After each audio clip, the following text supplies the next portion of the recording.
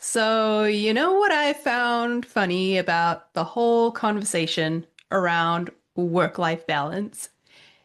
It's that we talk about it like it's some kind of math problem. It's like 50% career and then like 45% perfect relationships, and we sprinkle in some exercise and a little self-care and maybe a hobby if you're really ambitious, and voila, perfect balance.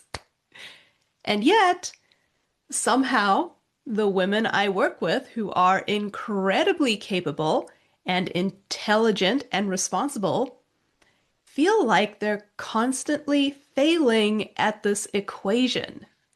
They're successful in their careers, they're doing meaningful work, they're showing up for people who rely on them, and at the same time, they quietly notice something that makes them a little uncomfortable. Maybe they feel disconnected from their partner. Maybe they feel too exhausted to truly engage when they get home. Or maybe they're looking around at their life thinking, I thought by now I would have the career and the relationship. And instead, it feels like I've sacrificed one for the other. It came at a cost. So today, we're going to talk about that. We're going to talk about what it actually means to balance career and love as a high achieving woman, and more importantly, why the answer might not be about balance at all. Welcome to Burnout-Free Me, your success and well-being podcast. I'm Dr. Amy Grimm, and I am so glad you're here. Let's go from burnout to breakthrough together. Hi, my friends. Welcome to Burnout-Free Me. If you're new here, this is a podcast where we talk about burnout, the nervous system, and what it really takes to create a life that feels sustainable, fulfilling, and aligned with who you are. This is episode number 144, and I'm your host, Dr. Amy Grimm. So if you're someone who is ambitious, responsible, and cares deeply about the work you do, then there is a very good chance you have asked yourself some version of this question, at least at some point in your life. And that is, how do I balance my career and my love life? Because the truth is, when you are a high achieving woman, these two things can sometimes feel like they're competing with each other. You want to do well in your career. You care about the work you do. There's many people that depend on you. Maybe you've even spent years in school or training to get to where you are. And at the same time, you also want meaningful relationships. You want connection. You want to be present with the people that you love. And somewhere along the way, it can start to feel like there simply isn't enough of you to go around. So, one of the first things that I want to say about this topic is that most of the patterns that strain relationships for high achieving women are completely unintentional. We're not overworking on purpose. We're not emotionally exhausted on purpose. We're not sitting across from our partner at dinner thinking, gee, you know what would be really nice right now? If I could keep mentally replaying tomorrow's meeting while they're talking to me. That is not what is happening. What's happening is something I call the productivity trap. Many high-achieving women grow up receiving messages that our worth is tied to what we accomplish. So we learn to be reliable and we learn to be capable. We become the person that people depend on, the one who figures things out and the one who handles everything. And those qualities serve us extremely well in our careers. But the beliefs underneath those behaviors don't stay neatly contained in one part of our lives. these unconscious scripts that drive how we show up at work also show up in our relationships. And if you're used to being the dependable one, the responsible one, the one who always has to prove herself, it becomes very easy to slip into patterns like overworking, hyper independence, or trying to control everything. And it's not because you necessarily want to, but it's because somewhere along the way, your nervous system learned that, hey, this is what safety looks like. And when you're constantly giving more than you receive, when your effort feels greater than your available resources, something's eventually going to give. And your energy, it slowly drains. And the tricky part is that we usually don't notice it right away. Often it's our relationships that reveal it to us later, once that disconnection has already started to grow. So you might notice that you're mentally preoccupied and you want to be present with your partner, but your brain keeps scanning responsibilities for tomorrow or replaying a conversation in your head. And you sit down in the evening and half of your attention, maybe more, is still at work. And that's really heartbreaking because relationships, to have that kind of connection, it requires presence. And we cannot truly connect with another human being if our nervous system is still running tomorrow's to-do list. Now, another misconception that shows up a lot in this conversation is the idea that career and relationships should be balanced or even need to be balanced. And I actually don't think balance is the right word. Your career is just one part of your life. It is not your entire life. And when people reach the end of their lives and reflect back, the research is very clear about what they regret. They do not regret not working more. They regret relationships that drifted apart. They regret things left unsaid. They regret adventures and experiences that they always thought that they would get around to someday. And this doesn't mean that your career isn't important. Many of the women I work with care deeply about their work.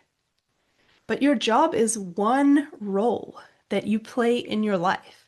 And you cannot expect that one role to meet all of your human needs. That is why I talk more about life-work alignment rather than balance. Because alignment means your career supports the life you want to live. If your career consumes so much of your energy that you cannot be present in your relationships, that is usually a signal that something is out of alignment.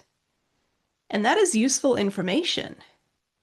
When women come to me for coaching around this topic, the conversations often start in very similar ways. Sometimes someone will say something like, I love my partner, but I feel like we're drifting apart. Or they will say, my career takes so much energy that I don't have anything left for my relationship. And other times, the conversation, it looks a little different because someone has built an incredible career, but they don't look around and see the romantic relationship that they thought they would have by this stage in their life. So there's often this quiet sense that maybe something had to be sacrificed to get to where they are. And in all these cases, there's usually a moment where someone starts questioning whether work has taken up more space than they intended. And often what they really need first is permission. Permission to want something different. Permission to say, I want a fulfilling career and meaningful relationships. Because that desire is not selfish, it's very human. This is also where burnout and the nervous system come into the conversation, because burnout is not simply feeling tired. Burnout is a nervous system state that happens when we have been coping with chronic stress for a very long time. When your nervous system experiences stress, it moves into a state that helps you mobilize energy, fight, flight, and sometimes freeze. And this is incredibly useful when you need to meet a deadline or handle an emergency. But the problem happens when your system never fully resets. So instead of returning to a calm baseline, many high-achieving women learn to function at a permanently elevated level of stress. And eventually, your brain starts to malfunction because your internal energy has been drained, like that battery is going dead. And because of that, you lose connection and intimacy and vulnerability and all of those things that require you to be in a very different nervous system state. It requires your calm and connected state. This is the part of your nervous system that allows you to feel safe enough to be open and present and emotionally available. And if your system is stuck in survival mode or deeply depleted, down in burnout, it becomes much harder to access that state. And that is why so many couples feel like they're having the same conversation over and over again. And they try to talk it through, and they try new activities to connect. They try to fix the problem. But if your nervous system is dysregulated, those attempts can actually feel exhausting instead of helpful. And it becomes this really frustrating cycle where you are working so hard to solve the problem that you miss the actual solution, which is coming back home to yourself first. So when I work with clients on this, the first place we start is not communication strategies. We start with helping you reconnect with your own sense of safety and regulation. What does it actually feel like to be calm and grounded in your body? Many high-achieving women realize when they're doing this work that they haven't actually experienced that state consistently in years, in a long time. So we have to start building awareness. We practice recognizing the different nervous system states. We learn how to anchor into that regulated state using simple tools like grounding exercises, neuroaffective touch, tapping. Because once someone can access their regulated state more consistently, everything else becomes much easier and much lighter. Listening becomes easier, communicating your needs becomes easier, setting boundaries. One client I worked with actually had a really interesting example of this because she loved her job, but part of that job involved being on call every third weekend. And those weekends were incredibly stressful for her. So she never knew when she might be needed. And as a result, her nervous system stayed on high alert the entire time. And she noticed that during those weekends, she would become short and distant with her partner. Not intentionally, but it's like everything he said became a trigger. And she thought the problem was her job. But when we worked together, we focused instead on helping her change her experience of those weekends. And she learned to regulate her stress response in real time. The tension around being on call started to decrease. And once that internal pressure dropped, something interesting started to happen. She was able to be kinder to herself. And because she was kinder to herself, she was also able to show up more gently with her partner. And nothing about the job had changed, but the way her nervous system experienced it had. So It's very important for you to be able to get in touch with where you actually are and then work on creating that home for where you want to be. And now, another shift that tends to be very powerful is redefining what success actually means. So many ambitious women, we inherit a definition of success that revolves around doing more and achieving more and pushing harder and proving ourselves. But when you pause and ask yourself, what kind of life do I actually want to live? The answer is often much broader than that. Success in this broader aspect includes having a meaningful career, and it probably also includes presence with the people you love, and freedom and adventure and health and creativity. And when you start defining success for yourself, instead of inheriting someone else's definition, that's when new possibilities appear. And that's when you start asking different questions. Things like, what kind of schedule would support the life I want? What responsibilities could I delegate? Is there a way to do this work that allows me to stay connected to the people who matter most to me? And these questions create space where previously it felt like there was none. We often believe the lie that this is just how it is. This is how it's going to be.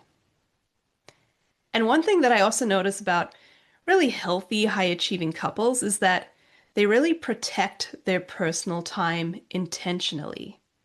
So they set boundaries around their work, and that includes mental boundaries. So one exercise I often suggest is deciding what you will and will not allow during your personal time. You have to protect it. So for example, you might decide that evenings are relationship time. So you might choose not to check email after a certain hour.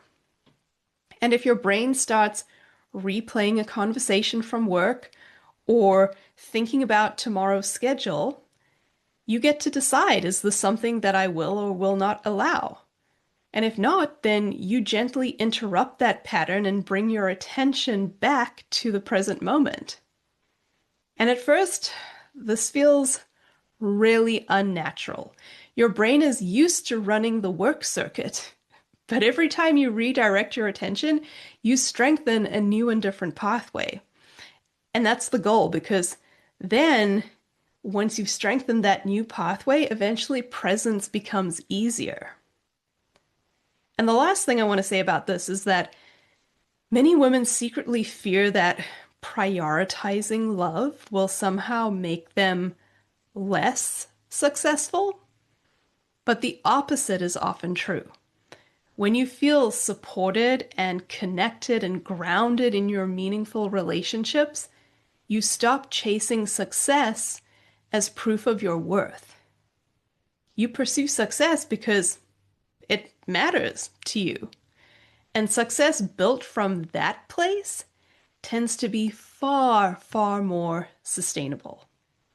Balancing career and love is not about dividing yourself perfectly between two competing priorities.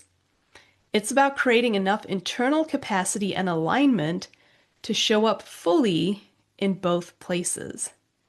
So when your nervous system is regulated, when your life is aligned with your values, when your relationships are supported by presence rather than exhaustion, that's when something really beautiful starts to happen.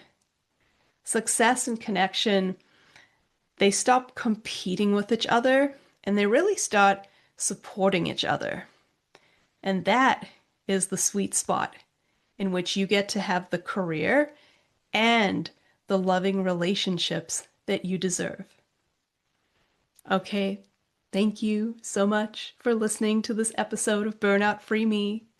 If this conversation resonated with you, I would love for you to join the Burnout-Free Me newsletter. And that's where I share additional insights, tools, and reflections that help high-achieving women stop running on empty and start living life on their own terms. You can sign up on my website, burnoutfreeme.com, or check the show notes for the link. And if you want to dive deeper into nervous system regulation and learn how to shift out of the productivity trap, you can also grab my tool called the Burnout Fix, also in the show notes or on my website. Thank you for being here, and I will see you next week.